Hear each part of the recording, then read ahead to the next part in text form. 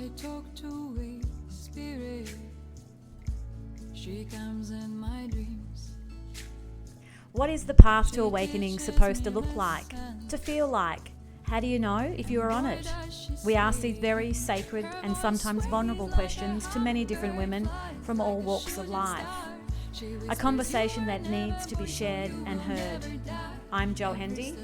I'm Amanda Parker. And welcome to the Girl Awakening podcast.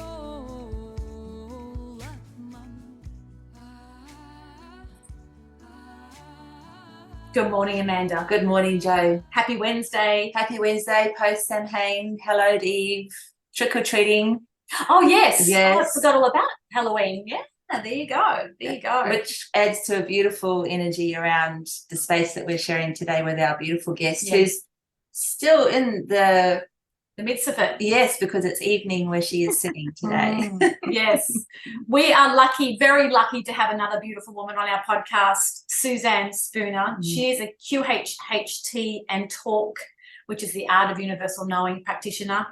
In 2009, she explored spiritual response therapy using charts and pendulum to find and release negative thought patterns and replace them with positive and supportive ideas. Shortly thereafter, a system of channeling came through her called the art of universal knowing, which is talk for short. In 2012, she took her first class in quantum healing hypnosis technique with Dolores Cannon and instantly felt a homecoming. Amazing. Beautiful. This is all what we love, talking in our area. So much. So thank you so much for joining us from across the other side of the world in Iowa. Is that correct? Yes. Thank you for joining us, Suzanne, and welcome to Girl Awakening. Well, thank you for inviting me. This is always fun.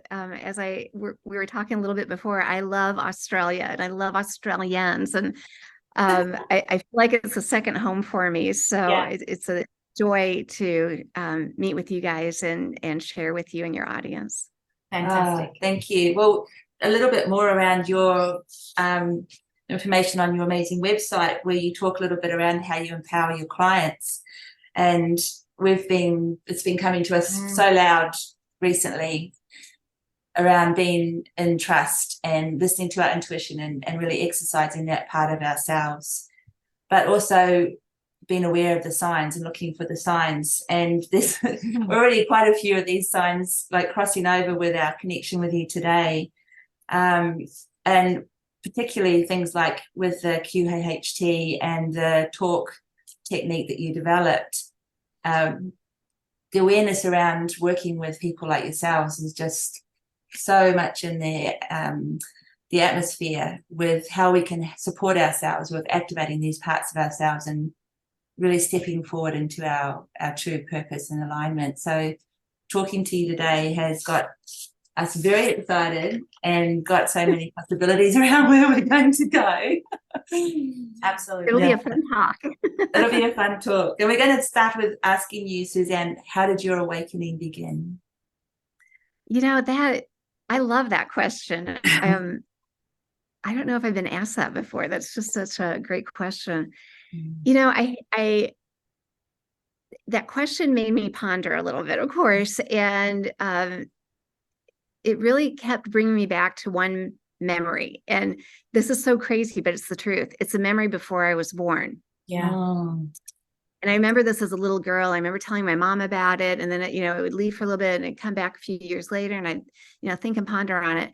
But the memory was I was little, maybe about the size of my 2-year-old granddaughter, in stature to a gentleman. I was holding his hand. He looked, kind of the proverbial white robe, gray hair, and I loved him. But the place that we were at was like walking in space. There wasn't any, there didn't seem to be any walls. I don't know. I mean, there wasn't a floor, but we seemed to be walking or floating. I don't know what it was, but it was really funny because I know we were discussing this life I was getting ready to come into, this current life, and there were bins, and this sounds so silly. As a little girl, I was thinking to my baby dolls, but there were legs and arms and tummies and heads. And it's like he and I were walking together and we're kind of like picking out, what I was going to look like, and over time, I'm like, why didn't I pick the long legs? I wish I had long legs because I'm little, I'm 5'2". So, but I remember, I distinctly, I mean, that was kind of like a side job, is picking out what I would look like or be like. But it was this really loving, intense conversation about what this life was going to be about. And I don't remember the details about it, but all of that just is fresh in my mind today, as it always has been. So I wouldn't say, I don't know. I mean, that's kind of a funny way to answer your question. But I do remember, I just had just a great normal childhood, ups and downs. But I do remember being maybe third grade or so and being outside in the country where we lived. And I was just always mesmerized by the sky and the stars. And my big question was always, what's past the stars? And like, there has to be something there. And it was just something, this little girl just pondered all the time. And I think I just had a pretty open mind to things other beyond our reality. And so as I grew up, I started, when I could read, I read ghost stories and, things like that. And then I kind of put it away for quite a while, and I was just a normal kid and a normal teenager, and probably was better in high school at socializing than I was at studying, but, had a great time. And Fantastic. I was just hanging out, having a great time.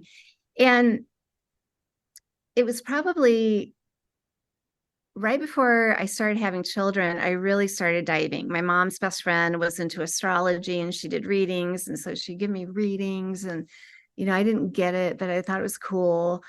And I had a really profound experience. I mean, it sounds so silly, but it was like something just happened to me. I knew this. I was at a stoplight and I was on my way to her house to get this astrology reading. And I was at the stoplight, and all of a sudden, literally my vision went like 360. Wow. And I'm like, well, that's really interesting. And, the light changed and everything kind of went back to normal, but I like, well, that was really weird. And so I would kind of catalog these weird things that would happen, and I never dismissed them. And, I got married, I had kids, my father had passed. Sadly, when my oldest was just about 4 months old, he had decided to end his life. So lots of questions there. Yeah. And, but I had some incredibly profound visits with him in my dreams, visits. Shortly after he passed, these lasted for a while. And, it's kind of like you'd wake up and you felt like you were exhausted because you've been traveling so far. It wasn't a restful, it was heart filling because I had been with him. I got to see him and touch him, and I could smell him, and, it's all the good stuff. But, so I just think I just was always percolating. And, about that time that I took the SRT class, I had a really great friend, Malabika Shah, who was taught SRT, spiritual response therapy, and some girlfriends of mine had taken it and they loved it. And I'm like, well, I didn't want to be left out, so I wanted to learn it. And I thought, it's kind of an intense class. There's a lot of books, a lot of charts, and, you use your pendulum. And I never had done that before. And, I'm like, I'll try it. And it came so flipping easy to me. I'm like, that's weird, because this is like really like intense and in tiny, tiny details to learn this. But I got it. And what I know now is being guided to take that class gave me the tools of a chart and a pendulum, which were profoundly helpful to me just a little bit down the road. I remember this day, I was driving in my car. I know what street I was on in my little town. And I was seeing I had new sunglasses, and through the corner of my eye, I was seeing this really wild light coming in, and I kept like turning my head, just like, it's the sun bouncing off my sunglasses. Like, these are really cool sunglasses. I just got them at Target, and I'm like, wow, Target has really great glasses. And but it was this really interesting light that kept coming in, and I literally stopped on the side of the road to just observe it a little bit. And I remember just thinking at that moment, because what else would you do? I just think, I want to do something to help people, and I want people to come to me, and I don't want to give them any of the answers. I just want to help them. And that was it. Like, and then I don't know if the light left or whatever, but I'm like clogging up the road. I have to start driving, and away it went. And then it was not long after, like maybe weeks, and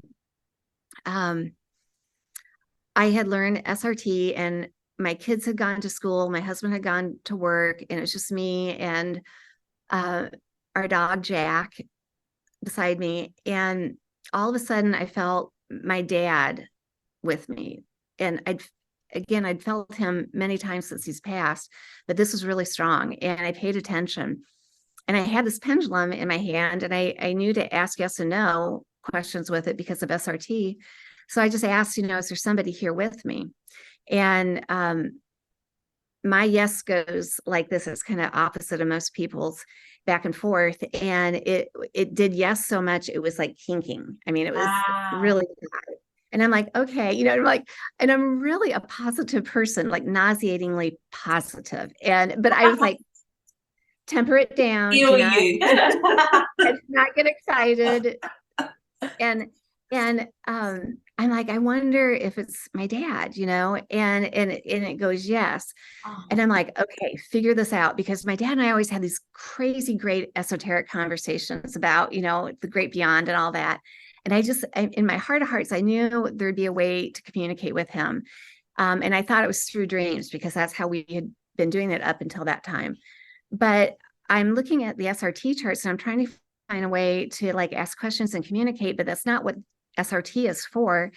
And so I had this, brain flash to make a letter chart. And then almost instantly I got repelled and went, I don't want it to be like Ouija, Yes. And then another thought comes through, and it's like, no, just do it with really good high intentions and just see what happens. And I thought, having this really hilarious argument within my head, poor Jack is probably wondering what in the heck I'm doing. And so I drew up this letter chart in a circle, and I put the alphabet around it, and I thought, okay, this would be crazy. And I put my pendulum over it, and it starts moving to words. And I'm like, okay, am I making this up? I had a pen and paper beside me, and I actually just screenshot. First message just came up, and I screenshot it just this weekend. But I would put the pendulum down, write a few words, I'd pick it back up, it'd pick right back up where I'd left off in a few more words, and put it down, and back and forth till I had this message. And it was something like, this is it, ready to begin. We'll to measure gateways of information, or something like that. I'm off a little bit there. Suzanne, I don't want to interrupt, because it's amazing, but the wife, I don't know whether it's just glitched a little bit over that really amazing information around what the message that came through. It was, okay, this is it, and we were like, oh gosh, you know what? My Wi-Fi just changed to somebody else's Wi-Fi. I'm going to change it, but I don't know if that's going to glitch us up. That's okay. Should I try? We'll hang in, and we can also just jump back on if something goes off. Okay, here I go. Cross your fingers. Frozen on edge.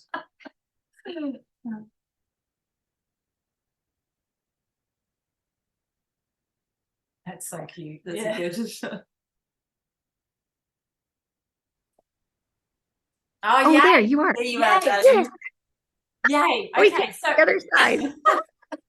We're going to pick up the pendulum, and we're going to come right back to that. Okay, here we go. That Yes. you've So presented. I pick up the pendulum, and actually, I mean, I've got my phone right here. I might just pull this message up so I can share it with you. Oh, wow, yes. So what happened was, so I picked up this pendulum and, kind of thinking, well, nothing's going to happen, but maybe it will. I went ahead and I started, I'm not going to find it. I'm going to have to let that go. Oh no, I found it.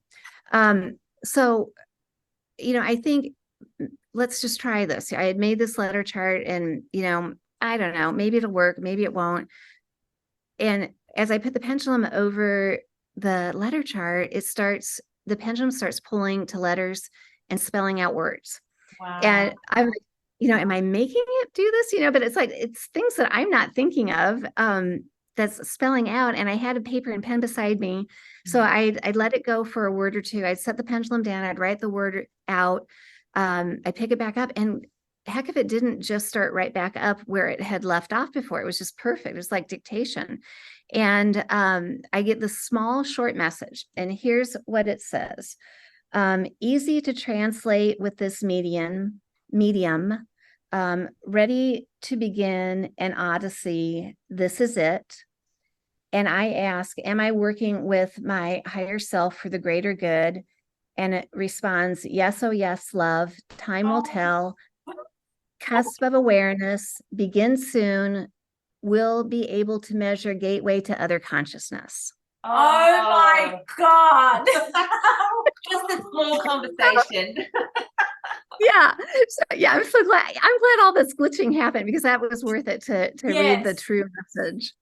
Oh, So and the love in there, the Oh, love and the affirmation, the positivity of the affirmation is so beautiful.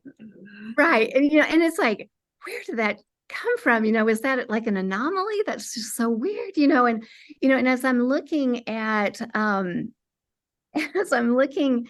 at this message after it happens, I'm like, that didn't come from me. I mean, that truly did not come from me. I wouldn't have thought of any of that. And so I get up and I go away, and I think it's later that day or maybe even the next morning, I'm like, okay, now here's where we get with I'm so positive, but I had to like make myself negative for just a minute. Because I thought, what if it happens again? What do I have? What is this? And what do I do with it? And if it doesn't happen again, that was just another weird thing, that I can put in my category of weird things. And so I sit down, Jack's beside me, he's a real loyal little black lab. Oh. And I wasn't thinking about my dad, and I didn't even think about my dad with that first. My mind was so blown, I didn't even know what to attribute that message to. And so I sit down the second time, and I put the pendulum over, and I'm proving to myself this won't happen again, because I don't know what in the heck to do if it does. And it spells out, hi, Zippy. And Zippy is my dad's nickname for me. And he's the only one that ever called me Zippy. And he said something like, hi to Mom, which was his ex-wife, but they were friends up to the end. And hello to Jack, who is sitting beside me. And like, what? Like, oh my gosh. And I have to tell you, my heart, it felt like a heart burst. Yeah. It felt like my heart burst open, and my cheeks went bright red. And it was amazing. And every time after that, I'd sit down, there'd be another message, and it was amazing. And it was, again, it didn't feel like it was coming from me. It felt like it was, something else. And one day, I mean, I hadn't told very many people this, because I thought they're going to think I'm nuts, like, I mean, even my girlfriends, so you're like, they're us, but I'm like, they're going to think I'm nuts, what the heck is this? And I was in the middle of getting a message in the middle of the day, and my husband shows up in my kitchen. I didn't hear him come in, and he's an engineer. He's like not into the stuff. Yes. And he startles me, and I like put my arms over the table, really in my chart, and I'm like, hey, what are you doing? What are you doing here in the middle of the day? And he's what are you covering Oh, up? I'm like, so busted. yeah, totally busted. I'm like, what do you need? Can I get you something? And he's like, what are you doing? And I'm like, all right, here's the deal. I don't know what this is, but this is what's happened. And I said, read this message. And by then I had several messages coming in, and I'm like, I don't know. I said, it's not coming from me. It's coming through me. I don't know what this is, but it's really cool. And he reads his message, and it's a very deep and profound message. And I love him so much. He meant this in a kind way. It sounds a little harsh, but I know his heart. But he says, yeah. He goes, you're smart, but you're not this smart. And I'm like, exactly. That's what I'm trying to tell you. Yes, it's through me. And so, and he says, you're, is this a letter chart? And I'm like, yeah. And he says, it's bad. Yeah, I'm like, the engineer's coming out of him. I can make you something. I can make you one on my CAD program. How do you want it to look? And I'm like, oh, well, I want it to, I want it to have a round circle, and I want it to have, pies coming off of the center circle. And I want 2 more pies in the alphabet just for extras in case I can figure out another reason for them. And he came home that night with the talk letter chart. It's the one that I use to this day. Yeah. So beautiful. It's so meant to be that, that you found you. You came out. He forced you to come out, and, like a synchronicity, right? That energy of like, okay, it's just got to change. You can't keep doing this, hiding in the kitchen. Oh, how beautiful. Yeah. So that's how so beautiful. Wow, and it's so gorgeous that he was, the person that enabled you to your vision of how it could best flow and work for the messages to come through and materialize that for you. Wow, that's beautiful. And it's funny because just on this whole topic, and I think Amanda alluded on it at the very beginning, what you do in your work is help people, support people to find their own way of listening to their own intuition and building that muscle and all of that. And it's funny because we always pull cards for each podcast. And I just want to show you before we move on. That's so fun. But the first card we got was notice the signs. I know it's back the front. Ask. Oh my gosh. And the law of attraction, which is so perfect because Amanda and I have been talking a lot around that whole everything that you've just said. So I think what I really want to ask, and I think for our listeners too, is I know that you mentioned a couple of times about you didn't believe that it was you, or you were unsure about, and I think that's a big part in the trusting that that we are worthy, first of all, of connecting to something greater than ourselves, and that it can happen to any one of us. We just have to trust in that. Oh, I think that's so right. And, in the QHHT sessions I give, people are in hypnosis and tapping into this amazing part of them that knows everything about them. Some people call it the high self or subconscious divine self. Any name is fine. But, it is funny because about signs, just recently, it's not an uncommon question that people have that they want answered in their session.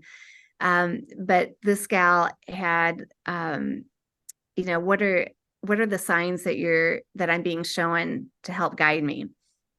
And her high self was so funny. And, it's her talking. It's just this part of us that we're not taught about and how to access and use very, very well. That's changing, but up to this point, it's been that way.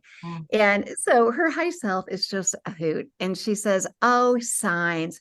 Yeah. Okay. So we show her signs. We show her numbers because she loves the numbers. And then she wants a sign for the sign. And then she needs a sign for the sign for the sign. And she was, how many signs for the signs do we need to send before she trusts that we're helping to guide her? Well, that's so funny and so true. I mean, how many times do we do that? The sign, we want Yeah. a sign, we get the sign. The sign's not good enough. Can I have It's a not different loud sign? enough. Yeah. It's not loud enough. Yeah. I fully resonated with what you said too around being a positive person, but you talked yourself out of that to being negative because it wouldn't be able to happen again, or doubting that it could happen again. Yeah, and it was just, gosh, it's just, what are the ramifications, and I just, in my little kitchen, with my 3 kids in school, I just, what in the heck do I do with this? But, it all unfolded so beautifully into this online class, like I never thought I'd be creating an online class. And, and they were the ones that were creating this class with me. They would, I would get a message and they would talk about, you need to be teaching this. And I'm like, well, I don't even know what I'm doing. How can I teach what I don't know what I'm doing? And I say, well, they could do this and that. And I'd think about it a little bit. I usually would be in my car. That was my great thinking spot. And I'd be thinking, well, I could do it this way or that way. And I come back and I get a message and it's like, they're right there with me in my head. And they're like, right now, if you do it that way, add this in and that will help, with this or that. And I was like, that's brilliant. That's perfect. And so we were just kind of going back and forth in these messages in my head and, creating. And once I thought I had this way of teaching people to channel, to tap into this great part of them. I asked my girlfriends, like I had told all my girlfriends at this point, and they were now they were like on board. This is really cool. Yes. And I'm like, do you want to try it? I'm like, I have absolutely no idea if this is going to work at all, but I think I know how to teach this. And each time I would sit down and show them how to do it, the coup de grace was when they put their pendulum over the letter chart, and I'd be like, ooh, just Yes. and they all got beautiful messages. It all worked. And then word started getting out and people wanted to learn how to do it. And I thought, I'm only one person and I can't teach that many people, even if I do a group at once. And so, then, I go back and get a message and they're like, well, do an online class. I'm like, snazzy. Okay, you guys. How do I do that? And that was an amazing co-creation. And I had to find, a web guy that was, fairly open-minded to like, listen, this is what this is, and this is what they're telling me to do. And I don't understand computers and programming, but this is what they're saying to do. And he's like, there's a company in Canada that I can reach out to. They would know how to figure this out. And I mean, everything just came to be. And so it's just an online class now, and people can learn anytime they want to. And I make it super cheap because I want everybody that wants to be able to do it. And, but I think an exchange is good. So it's on my website and it's been fun. People all around the world have learned how to do talk. Wow. I know that our listeners are going to be like, so we will put the links definitely at the end of the website. I'm intrigued. I'm going to jump on and check it out because I know, I used to do the pendulum with the crystal, and I'm not sure whether it's the same thing with you have a chain with the crystal hanging off it that's in it. And but I never thought of doing it like that. It was more just for yes and no, kind of, am I going to have a boy? Am I going to have a girl? We used to do it for people like that. But I think that's so beautiful. And what kept coming up for me just then is, how we have this kind of AI thing happening now that's really taking over. And the more you spoke about it, I thought it's like having like a chat GPI or whatever it's called over here, who's trying to move us away from tapping into that realness of who we really are. Thinking for ourselves.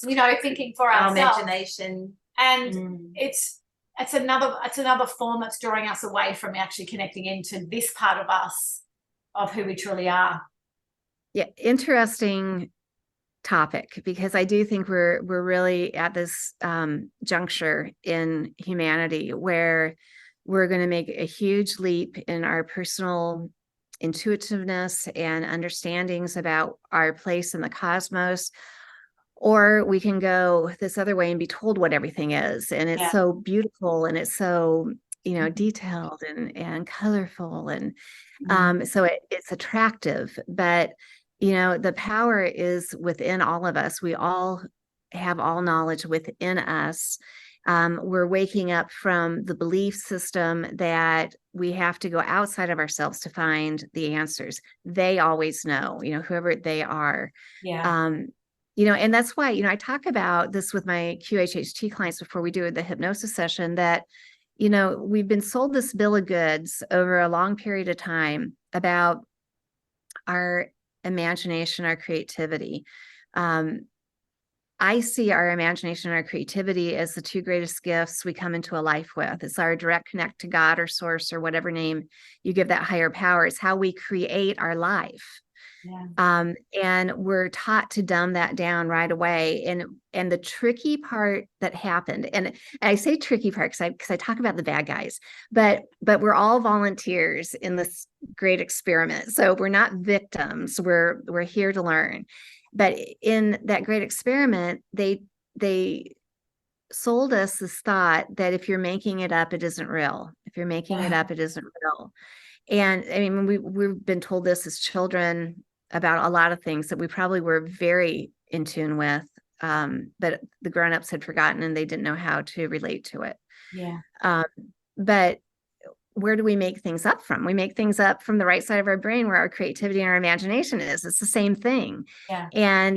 But if you feel you're making it up, you'll devalue it and you won't trust it. If you don't trust it, then you don't follow that gut and that intuition. That's that part of you that's trying to lead you, that we're tapping into a QHHT session or in a talk message. There's lots of different ways to access that part of us. Meditation. There's many ways to do this, but we purposely have been kind of derailed from looking down those paths. It's those weirdo spiritual woo-woo people that, think about that stuff and, a good roll of the eyes. And it's such a funny thing, but that our knowing and truth is inside of us. Yeah. We don't have to search anywhere else, and that's why, when I love talk, what I loved about talk was kind of like, when I pulled myself over on that road and I was seeing that light coming in so strangely with these special sunglasses from Target and So beautiful. And my wish was I want to help people, but I don't want to give them the answers. I just didn't want that responsibility. I had great friends who were psychics and intuitives and they did great, but I thought it was really cool. I just didn't see that as my path. And so what I loved about talk was that this wasn't me telling them any answers. This is me showing them how to tap in and find their own answers. And then when I found Dolores, I'm like, whoa, that's a whole other way of doing this. In a session, I'm not answering their questions. I'm not doing the healing. I'm just guiding them to the place where they can access and do this for themselves, which is, again, very empowering. Yeah. So I think that's why I grooved so quickly and well with Dolores and her process. And, I was such a lucky duck because almost immediately after taking that class with her, back in 2012, I started assisting her and Julia, her daughter, in classes, which afforded me the opportunity to sit back in class and listen over and over and over again to her material and how she taught it and what she was trying to get across to the students. And it also afforded me some really special one-on-one time with her to kind of pick her brain and, what do you think about this? And what about that? And she was lovely and a good friend. And so with her up till the end. How amazing That's is that? incredible. And especially, like Amanda just said, when you said 2012, what a powerful year, in itself for you to find, be in that situation and being able to watch her do her magic.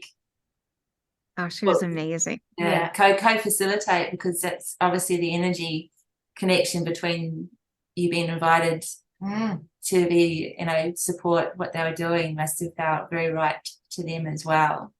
Yeah, she was amazing.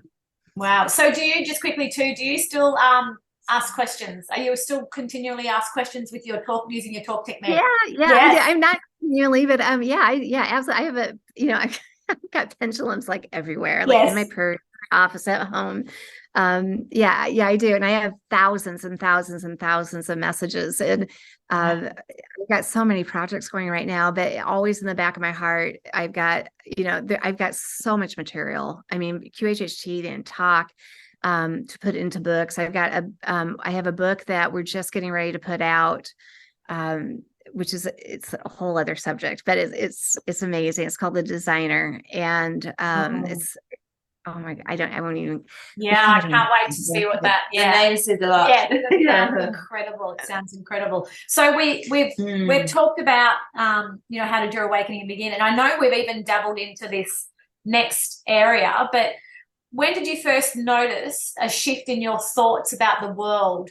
So I think we have like dabbled in this around when you talk about technology. Even when you mentioned before about how when we're growing up, we're dumbed down by certain things, where we're not being told that, our creativity and all of that is where we need to move into. So when did you first start to wake up about some of the things that you were being told, maybe in the news and so forth, were not as they seem? Okay, that is such a good question. That is the funniest story. I think, my radar was like going off before this, but gosh, I'm trying to remember what year it was. It must have been like 2015 or 16. Julia Cannon and I were teaching in China, and Wow. she and I were walking down our hotel hallway, and we had people that were translating for us, and we had one day off. And so our translators took us around Beijing, just so we could see some of the sites. And I had talked to one of our translators, a sweet gal, about, we were at Tiananmen Square, right, where everything went down. Yeah. And the Forbidden City is right there. And I was asking her, I'm like, do you remember, or are you old enough to remember, everything that went on at Tiananmen Square, and the guy standing with the tank and his hand up? Yeah. And she goes, we don't know that. Sorry, I'm going to have a. It's all right. It's a poignant moment, Yeah. actually. Yeah. Yeah. Okay, that's better. Sorry, I'm downtown, so that happens from time to time. The man in front of the tank. Yeah. Yeah. There's noise in the background. That's what she's Yeah. So I had asked our translator, do you remember those events? Because we watched it on TV really closely. And she says, we weren't told about those events. And she goes, I really don't know what you're talking about. And part of me was like, oh, that poor girl, she doesn't really know what really is going on. Okay, I'm gonna mute just for 1 second. No worries. It's again talking about I'm just blown away by the fact that Suzanne's in China with Julia. QH. I think that's just incredible, and literally because of this very example that you're sharing. Yeah, absolutely.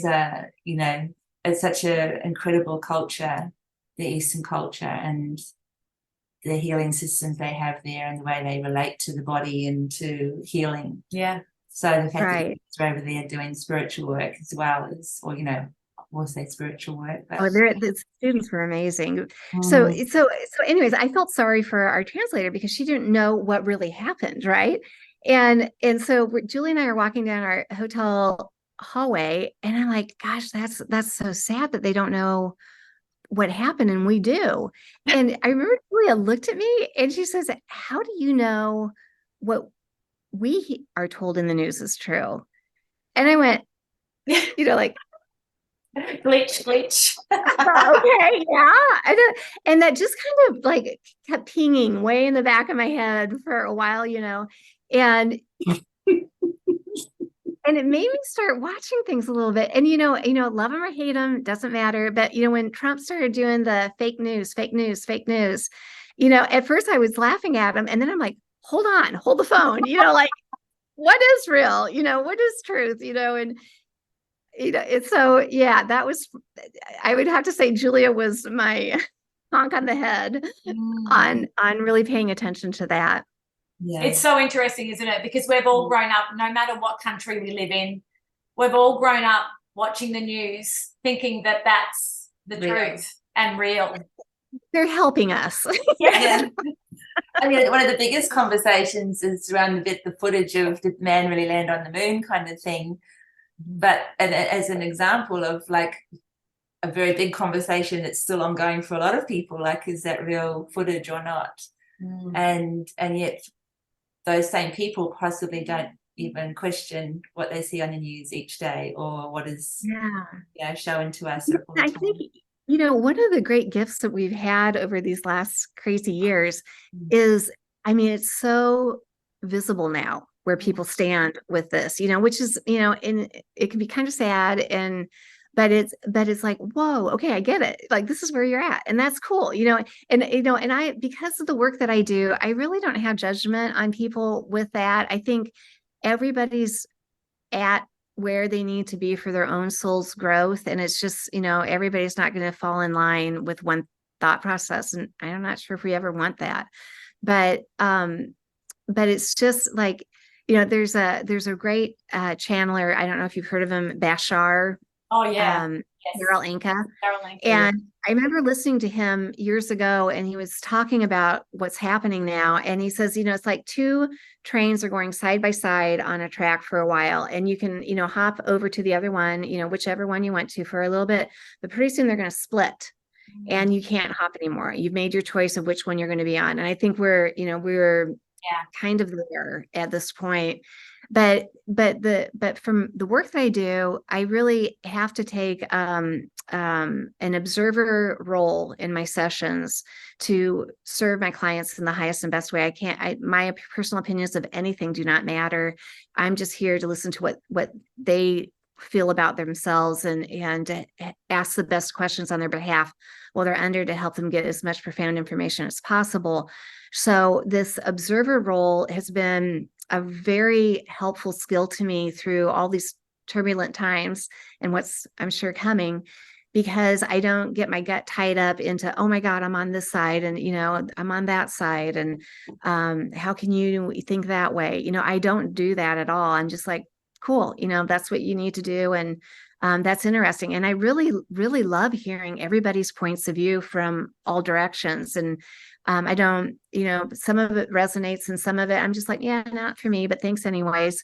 And it's been a lighter way to move through these grand shifts of consciousness that are affecting us all. Yeah, that's a beautiful, Absolutely beautiful way of, and just the whole judgment thing around that. It's like you drop all of that because you start to just allow people to be where they're at, which then allows you the space to move and change too. It's like, it's a beautiful way to be. Yeah. And there's a power in being the observer that is a gift to yourself and to others, or the eagle's perch is another term that has been coming up a lot for us lately, where you do get to see the bigger picture and you're not, bogged down by all the entrapments or the entanglements of, what you're seeing, what is being offered to you. So you're able to stay in contact with that, what feels right and what doesn't feel right. Yeah. Hey, I'm not a master of that, by the way. I mean, I can get like super snarky and like, what an idiot. Blah, blah, blah, blah, blah. Keeps us grounded. We are human. Myself, okay, let's, pull it back up a little bit here, and I kind of, because like, that's being human, that's part of the fun of being human, is we have this whole range of the highest of highs and the lowest of lows. And we, in the midst of it, especially those darn lows, we think, why in the world would I choose this? This sucks. This stinks. Yeah. And that's really where we learn. We need that friction in a human life to catapult us into the direction that we need to go to. Perhaps if we were always comfortable, we wouldn't make any changes in our life and we wouldn't learn that much as a soul. And, in sessions, they'll talk about, Earth is like, it's a tough gig. You you picked it though, so, we can't be the victims again. We're here for a reason, and we're putting ourselves into situations so that we can learn. And we're just in this really important time of exponential growth as a collective. And it feels really mucky and weird and hard and not pretty. But again, from that higher perspective, it's easier to understand what's going on. Yeah. And we chose it. Yeah, we chose I like it. that. I know. Yeah. It's so Yeah. beautiful. I'll be driving in my car going, what in the world was I thinking? This place is messed up. And then instantly, I'm pretty good at trusting that first thought that comes to mind and knowing what it is. It's that high self, and it'll go, you picked it. Yeah. You picked it, and like, stop whining, Yes. Okay, fine, I will. A nice little divinely kick up the butt. Yes. Exactly, which kind of brings us to our next question, Suzanne, which perfect little kick up the butt, or the the rainbows and sunshine, is what kind of things have happened or are happening to you and for you, like obviously in this space, like your awareness, or as you're just sharing, is heightened around what's happening for you. Well, this is I haven't, everything has come so fast, some really good big changes, that I haven't had a lot of time to sit back and reflect on. I've just kind of been, going by the seat of my pants. But, I'm kind of at a time, I've been doing this for 12 years. I love what I do. I'm booked out for years. I'm grateful for that. I cannot believe people will wait so long to have a session with me. And that's, I'm just like, I'm always at awe of that, but I'm grateful. But, I've got, on a personal note, I have 3 little grandchildren, and oh my God, they're just like, I'm like that grandma. You're like, oh my God, like they are the most amazing human beings that have ever walked this earth. And so and they're close by. So I spend a lot of time with them, and that's a great part of my life that I just didn't even imagine. But professionally, I'm kind of at the time where I could start pulling back a little bit, but I keep adding to it. Yeah. I've got this book that's, we're hoping to get out by the end of the year, maybe a little bit later than that. I've got another book that I've already started. I'm giving tours in Egypt to help people uncover their past lives with my amazing friend, Sarah Bressman Cosme. And we're doing that twice a year. And really, we started our own company to do that. Our person that helped us had to take a break. So we're like, well, let's just, I don't know, can we just do this ourselves? And it was the craziest idea, but we're doing it. So I've got so much on my plate right now, but I'm very grateful for it. It's just, I guess I'm not slowing down at all. I'm picking up steam, and I didn't expect that. Yeah, I think that's just probably what's needed. And sorry to say, but you're needed. So needed. Do you find the energy because you're trusting and going with these things that are coming up, even though it's more and more things, that the energy is there for you though? Oh yeah, I think so. And I'm aligning with people that, we're like in the same head together. If it's Sarah, in Egypt, we just crack up because we really don't look alike. But like, even on the tour, people were confusing one for the other. And, it was so fun. Yeah. And then my client, who's become my dear friend, that we're co-writing this book together about her sessions. There's just such a symbiotic relationship. And then here's synchronicity. Over a year ago, I got just this random email from this lady, and she asked, she'd followed me and she liked, my YouTube clips I put out, and she, was a fan and wanted to know if she could be my assistant. What a sweet thought. And, but I had to tell her, I actually have the most awesome assistant. I love him. I couldn't live without him. He's so good. I said, really, the only thing I really need help with right now is transcribing sessions for these books. And she's like, I love transcribing. I'm like, oh my gosh, well, let's try it. This lady, her name is Elizabeth, has become so integral with this book that my client Beverly and I are putting out, that not only did she transcribe the work, she gets it, and it's deep and profound information. It's kind of it. We used to have the YouTube clips of Beverly sessions out, and they were very popular. But we took them off when we started to write the book because we were getting so many requests about those recordings that we couldn't concentrate on the book. So those are pulled off the web right now while we write the book. And Elizabeth has transcribed the sessions for us. She gets the material. It's been compared to kind of like a modern version of the Law of One, or Ra. Beautiful. Very- Oh, my head's exploding. Yes. Yeah. Oh my gosh. And so Oh. we asked her, she's in the profession where she's around book editors and things like that, and we kind of didn't want to use a publisher because we really want to keep this as ours. We didn't want to give up control over or rights to it.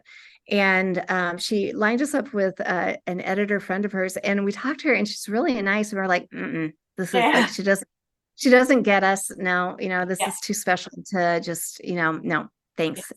And Beverly and I are like, well, what are we going to do? And I'm like, I think Elizabeth could edit this. So we threw it out to her, and she's like, you're not going to believe this, she says, but I have been thinking what I want to do is be a spiritual book publisher. And I'm like, my God. I'm like, we're your first book, like, we trust you.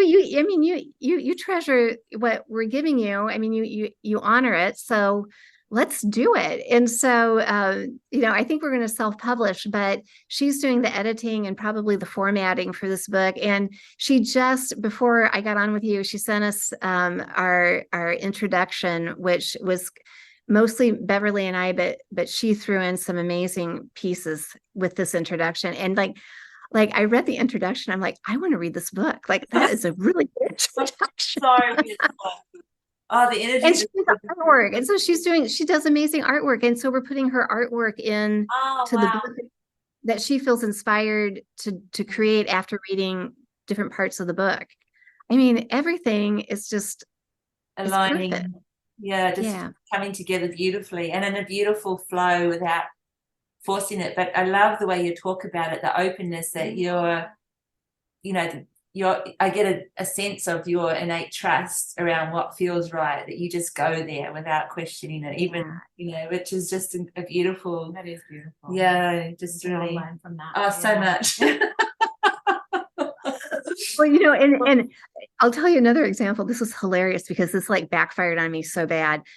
So good. But I get intuitive nudges, but I get them really strongly for other people, not so much for myself.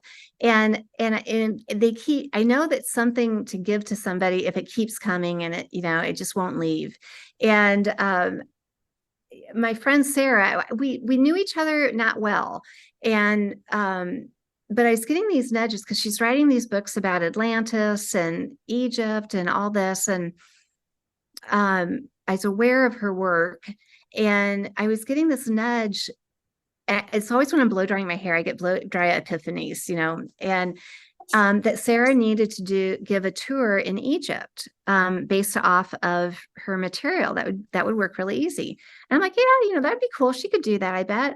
And so, I mean, we know each other, again, not really close, but I've got her number, and I text her one morning. I'm like, this is so weird. Like, I have this thing for you, and you can take it or leave it. I don't care, but can I just give it to you because then it will stop coming to me? And she's like, yeah, what? And I'm texting like, okay, I think you should offer tours to Egypt based off of your books. I think it'll be great. And I'm like, whoo, yay, I delivered the message. I'm done with this, and I'm like, awesome. And she, like, before I know it, she's texted back and she says, well, I'll only do that if you do it with me. And I'm like, no. It's not a me message. This is a you message. This, you go, girl, you run with this. And she's like, no, I can't, I'm getting the message that I can't do it unless you do it with me. And I'm like, okay, let's do this.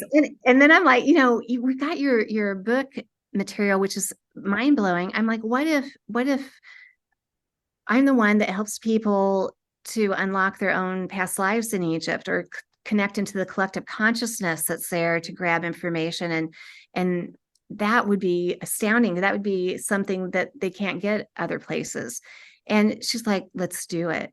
And so we did our first tour together this past May, and it was a huge. We had we sold out in 2 days, I think it was. Wow. And when we got there, I think it was about the second or third day, where the participants, who were awesome, like flipping perfectly awesome, Yeah. they started figuring out that this was our first tour. They're like, have you just done it? And we're like, nope, you guys are the first ones. That's so beautiful. That's got such a beautiful. Awesome. I mean, they're literally sent from above. They were just, everybody got along, everybody loved each other. They just had the best times. They had the most profound breakthroughs.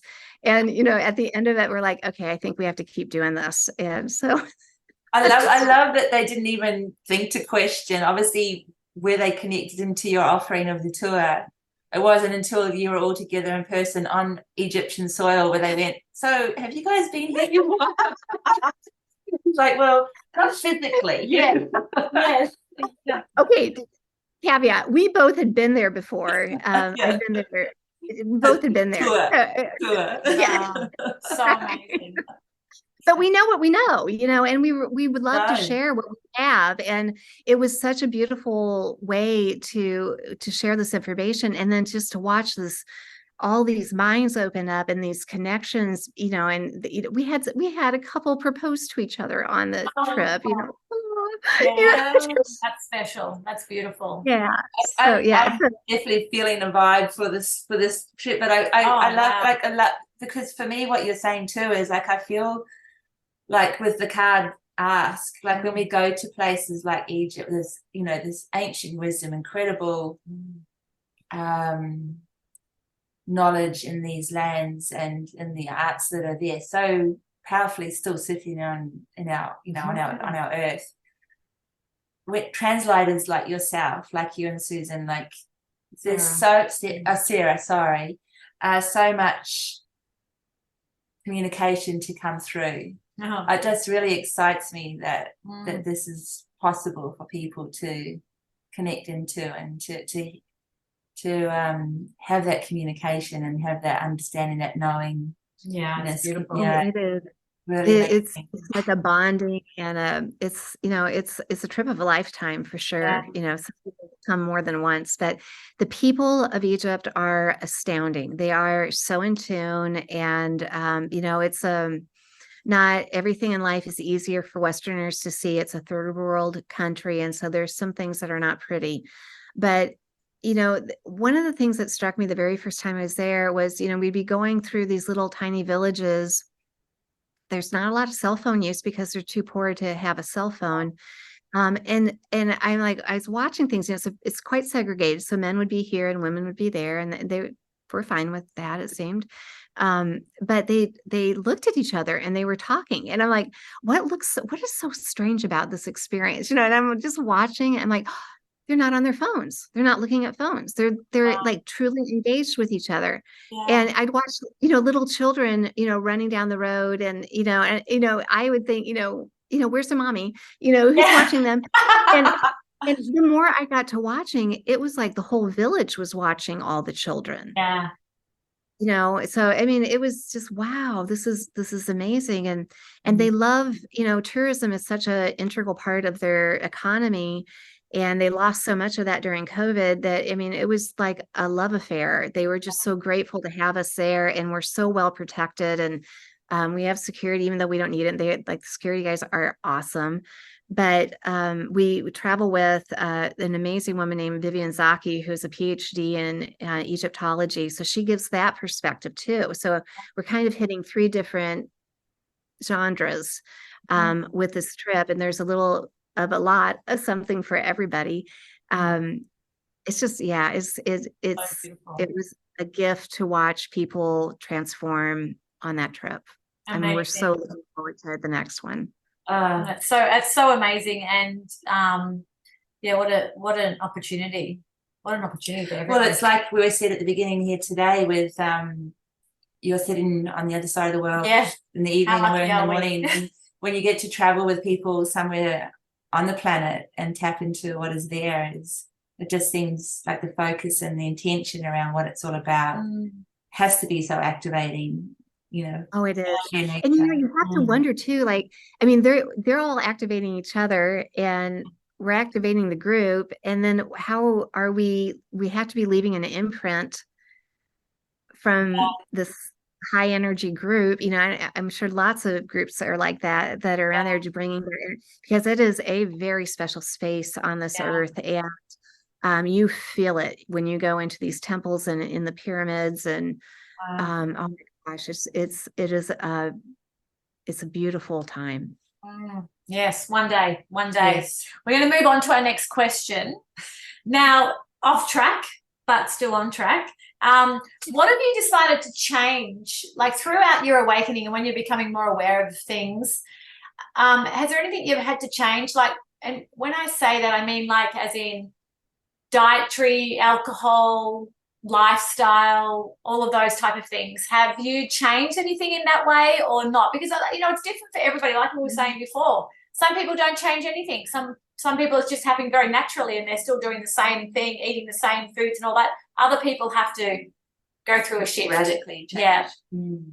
Yeah. Okay. So with that, so I get to hear a lot of advice from the high selves of my clients. You know, everybody wants to ask questions about their diet and, you know, having a healthier body and all that, you know, and sometimes I'll be like, yeah, I should do that too. Yeah. Yeah. Yes. So I kind of like, I feel like I have this pact. Like I really hate exercising. I'm just not that girl. Yep. I like yoga pants. I don't like yoga. So that's it. Yeah. And so, you know, I kind of have this thing with them that, you know, hey, I will do the work. I'll stay extra long. I'll do whatever you guys want me to do, but, you know, keep me in a comfortable size body, you know, so I can do my thing. And really, for the most part, that's worked. Yeah. Really good. I love it.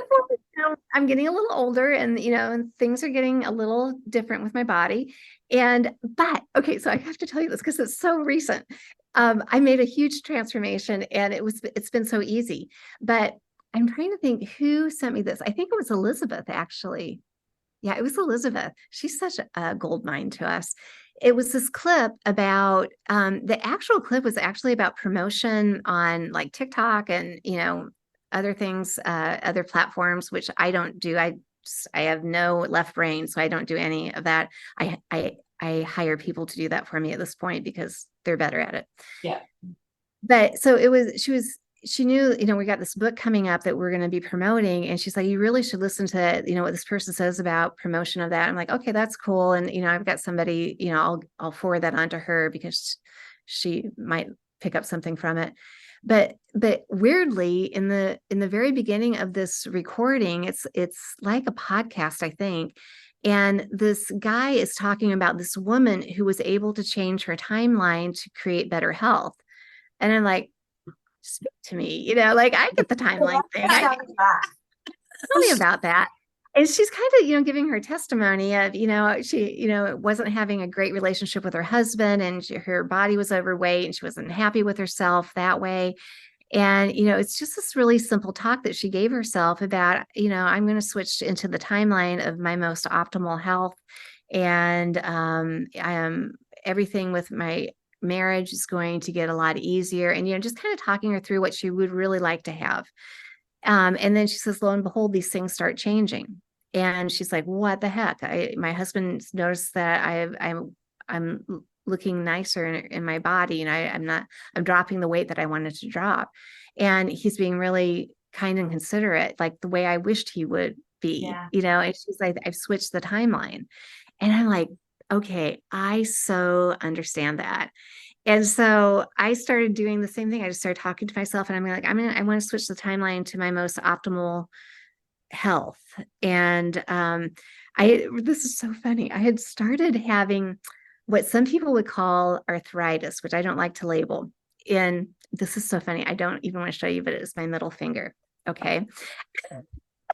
And I just thought that was It's your flipping finger. it's a little finger and it's stiff and it's sore. And you're like, oh my God, you guys are so funny. And but I don't want to have any discomfort in my body, so it's been bugging me a little bit because I know these things. I know that there's a message, arthritis is not being flexible and not being open-minded. I'm like, wow, okay, Yeah. Suzanne, you walk the walk, girl. Yeah. And but I started kind of following what she said in that podcast, and I started, it's in my little body. If I gain 10 pounds, it's like I can't wear my clothes. Yeah. I mean, I'm just that little that it makes that much of a difference. And so I kind of had gotten up on the scale, just like I had my high point, and then I went boom, again, and I went, that's it, I'm done. Like, we gotta stop this madness. And so, I've been hearing, this intermittent fasting, here and there and there and there. And I'm like, whatever. I don't know if I could do that. And I'm like, you know what? I want my optimal body and I'm going to do this. I'll try this. And it's been so flipping easy. And Wow. so in like the last 9 days, I've dropped about 6 pounds. I know that's not how you guys talk about weight. I don't know what it's equivalent to. Kilos. But Yeah, I'm not It's like sure. about 3.5 kilos. Okay, wow, that's a lot. Yeah. But more than that, it's like the flub, the inches have come Yeah. off. And I was in my closet yesterday, and I, would have jeans that I could wear up to a certain point, and then they're too tight, and I'm like, wait a minute, like I'm gonna try like my skinniest jeans, and like, I wonder where those are at. And I pull them on, and I'm like, oh, they're not even tight, I'm like, That's oh, so cool. and my finger feels better. Oh, I love it. I love it. That's where we want to go. Optimal timeline. Yeah. So it's like, these timelines. I mean, we have all sorts of timelines, where if, you turn left, there's another part of you that turns right because it wants to have that experience. And when you make a decision to do this, there's another part of you that makes a decision to that. I firmly believe that. Dolores liked to talk about that in class a lot, about there's infinite use because your soul wants to have all experience. So, you're focused on this one, but there's another part of you that's focused on this other part of you. And it's like these parallel experiences that we're having. And so her information just like hit and resonated. And like, I'm going to try it. And it's been phenomenal. We like that. We will be putting that somewhere in the notes for our listeners. Yes, I'll send you the infamous podcast. Yes, that would be wonderful. That would be wonderful. But it just shows, as you say, like the innate power that we have within ourselves when we listen to see the signs, align with it, and take the inspired action around it, just to step into those timelines that we want to focus on. I mean, coming back to positivity, negativity, or things like that, it's that self-awareness that is just so incredible, isn't it? And a gift. So powerful. Yeah, absolutely. Excited. I love that. I resonate fully with those little things in the wardrobe that don't want to give away because they don't quite fit, but one day they will. And it's like this, you just refreshed my Yes. I know that feeling, yes. Well, next question is, what have you had to give up? Anything you've had to give up? People, things? Yeah. Yeah. I mean, it all goes back to our wonderful experience of COVID. And I didn't toe the line. I didn't do the group think. And it was very upsetting to members of my family. All my girlfriends are like, we're all on the same path that way. And it's been very in my face at times and very upsetting. And but some of it has been kind of a relief to take a break and not hold judgment, just like, wow, I really don't align with that way of thinking anymore. And I'm just going to trust my gut. And there's one relationship that is dearer to my heart than any other that I'm thinking about here. The other ones were, kind of off to the side. And this one that's really dear to my heart, I'm in the midst of right now. And it's a tough one because there's just unconditional love, and both ways, just the one has a boundary, and I'm not crossing it, so I get cut off. But I know in my heart of hearts that everything is good. I know on a higher level we're playing roles so that we can learn about ourselves in a deeper sense. So my little ego can get really sad about it, but I do trust that everything's happening the way it's supposed to, and everybody's where they need to be for their own soul growth. And I admire people who can stand up and say, this is my line, and, cross it or don't. But it's hard. I think it's kind of a universal thing for a lot of people right now. And so I'm not alone, and I don't have a big pity party. And I've got a lot of people who love me for as I am, and, don't question my decisions. So I treasure that too. So yeah, that's the human side to where I'm at, I guess. Yeah. No, absolutely. And it's when we look at the bigger picture of that, it's another distraction to cause separation, especially when we look at the scale of the planet at the moment, and especially what's happening on the planet at the moment, and probably more for you being in America as well. We see a lot of it, and we're just like, wow, what you guys are going through, governmental wise, and other things that are happening there as well. There's a lot of separation being had, and it's an opportunity for you to drop everything, like I think what you've been talking about, and just allow people to be where they're at. But there's also another lot of people that are really grabbing hold of the distraction, which is just creating more separation. You know what I think is really cool though? Okay, so back in 2012, when I started doing QHHT, and I got to, have this great seat next to all these high cells and ask questions, and, it's 2012, so it's so many, the world's going to end, and all this right? And I remember, back then, the high self saying things like, okay, get ready, because it's going to get weird. Like everything's going to get really, really weird. And I was like, yeah, right. Like earthquakes and tsunamis and that stuff. And they're like, well, you're creating it as you go, so we can't really tell you exactly what it's going to be like. But you're doing this so that everybody can wake up, as many as possible, to make this great shift. And so, I can always keep that in the back of my mind. I certainly didn't think it would be what we've all experienced in these last several years. That one wasn't on my radar.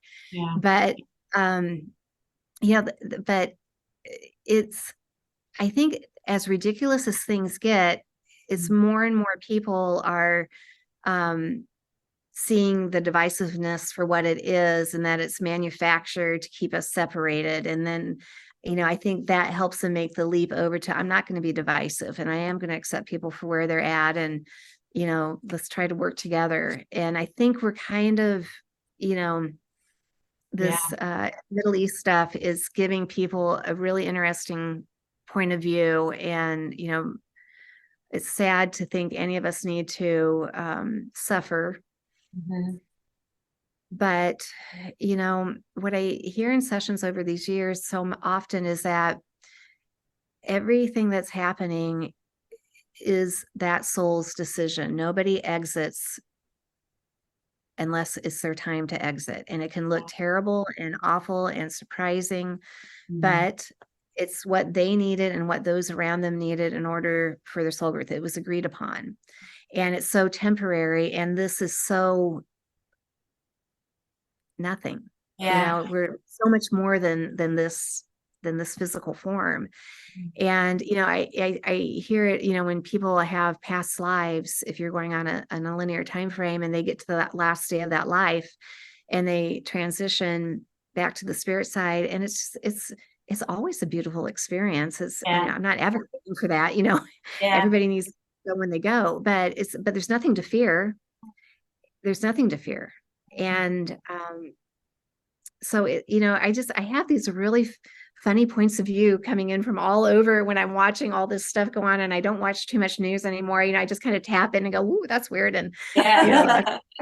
done with that Yeah. now, and let's concentrate on something more positive for me. But it's an amazing time to be on the planet, and it's a gift to be here. And Dolores would say often that if you have a physical body and you're on the earth at this time, you have the golden ticket.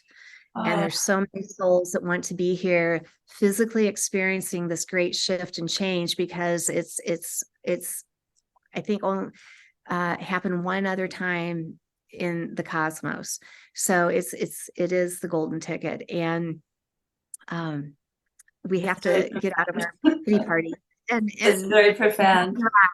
It's so beautiful. I know years and years ago, I was a big lover of Abraham.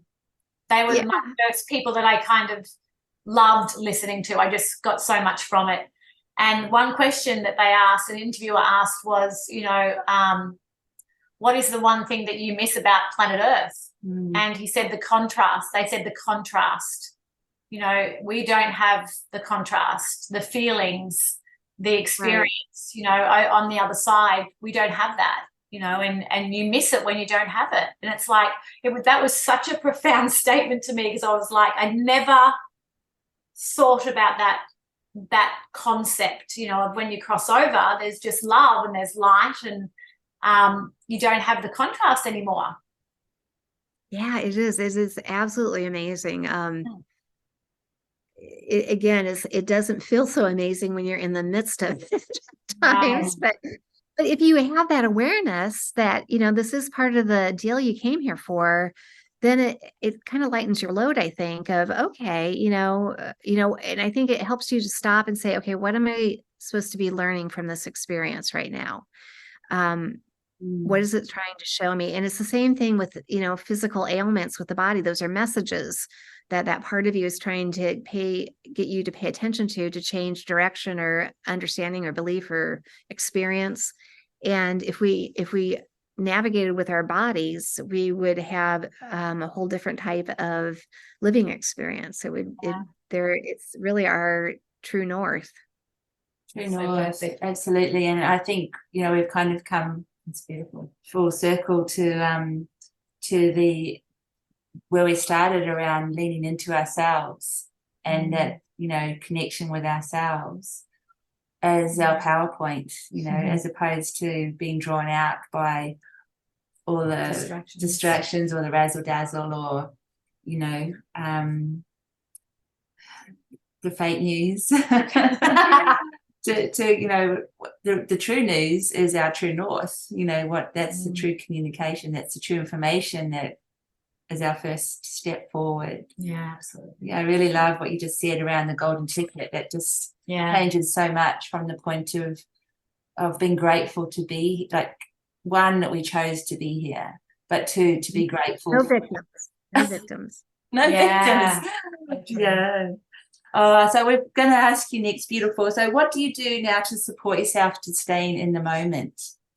Because you seem like you're so busy. You are busy. I'm not saying you are. Oh gosh, you guys ask the best questions. I'm telling you. I tend to do it more at night when I'm getting ready for sleep, or if I wake up in the night and it takes me a little bit to get back to sleep. And I really will do some tapping into myself and try to find information that will help me move forward in my highest and best way. Sometimes in the car, I want to listen to podcasts and things or music, but a lot of times I'm just quiet in my car, because that's when I get my information coming in. And I'm getting better at practicing what I preach and listening to those thoughts that come in and knowing, you know, what's left brain fear-based thought and what's you know, right brain all loving thought, and going more with that. I'm grateful, you know, gosh, okay, that's gonna almost make me teary. I was in that not awake, not asleep state not too long ago in the morning. And it came to me that you need to really relish the time that we're in right now. Like, be appreciative of what brings you joy and happiness right now, because I think things are going to change. And I don't mean that like, oh, it's going to get really horrible, but I think it's going to change. And I think these times, although they don't altogether seem too calm, are very calm. And we get lost in the news and the fear that's being presented to us in so many different ways that we don't take time of how beautiful it is outside, and you know how wonderful it is to be with people who love you, and enjoying water and food and you know the things that make you happy. And I'm trying to really be present with that. And a long time ago, for some, I don't know why I did this, I would catch myself like in a really pretty moment or a happy moment or just an interesting moment. And I'd say, I'm going to bookmark that. And in my head, I think I have my bookmarks somewhere here that I'll get to go back over at some point. You know, they're like my most treasured experiences. You know, and it can just be, you know, giggling with my granddaughter, you know, or, you know, it's simple things. And so as crazy as the world gets, I try to pull myself in and just be really grateful for the simple things and understand that that's really what it's all about anyways. And I just don't let this outside world, I find it interesting, this outside world, but I don't take it personally. And for anybody that needs to, I think that's what they need. They're learning something from it. So it's not me to judge, but that's not my role in this experience. Yeah, I think it's really a beautiful piece of advice that, you know, to not be distracted by the outside world and just bring it into the simplicity of, you know, hopping into a comfortable bed at night and putting your head on a soft pillow. Yeah. I do that. Like I do when I get into bed at night, I love you, body. I love you, body. You did such a great job today. Thank you so much for being so healthy and wonderful. And I love you, bed. I love you, pillows. And you're just so perfect. And, you know, everything is working. And I have this room and my view and everything is thank you, thank you, thank you. Yeah. You know, that is one, I guess I hadn't thought about that's one practice I do most nights. And I think it's a nice way to end a day or begin a day. Yeah, absolutely. With Now, recognition. our very last question, which I think you really answered, you interwove it into that second last question, which was, how do you see the world now through your eyes? You know, I feel like I'm a cosmic reporter. Yeah. Beautiful. Right. So I am okay with seeing the worst of the worst, and observing it for what it is. And I'm okay for, you know, seeing things in a very high, lofty perspective as well. I am excited for life, and I'm excited for the changes that are coming. I mean, I'm grateful that I've had a front row seat with the high self for 12 years to tap in and ask questions or to channel and get, you know, these wonderful pieces of wisdom from all over everywhere in my channeled messages. So I feel excited. I'm cautious always, you know, because I'm living in a physical body and there's physical things happening in our world to be mindful of. But there's a balance there, and I'm cautiously optimistic that physical world stuff is going to settle down and better things are coming. And I feel that the best thing that I can do for everyone around me is to stay in a real positive place and create positive things to fuel that experience instead of being fearful or crabby or down about where the world is. Gosh, I remember, when I was a kid, everybody's like, oh, the world's coming to an end. We're gonna, we're gonna be out of gas, and like we're all fine. It's all fine. It's all theater. It's just such theater. My goodness. And so I'm happy. I'm very happy with my life, and I'm grateful for what I've learned, and I'm grateful for my perspective, and I'm excited to see how the future unfolds. And I think we are creating it as we go. So we can change any of this at any time. It's just, a collective and individual decision and perspective. Beautiful. Totally encapsulates a beautiful place to sit and to be and to exist without limitation. Really beautiful, Suzanne. Yeah. Really beautiful. Thank we are you. so grateful to have you sit with us today. It's been a real honor to hear your awakening journey and how beautiful it is. Thank you. Well, I'm on it, so. Yes, absolutely. And it's an ever-evolving one, as we know. There's no stopping anytime soon. It's like there's a lot more coming from where you're sitting in that chair. I think so. Yeah.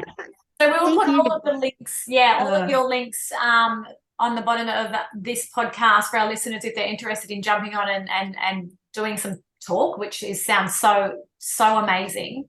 I just see that as being a part of what people can do. Yeah. All the time, like just have a conversation with self, have a higher self, and whoever comes through, and just be connected into all those timelines around us. It just feels incredible. Thank you. Amazing. We're all so amazing. It's wonderful to be aware of that. Yeah.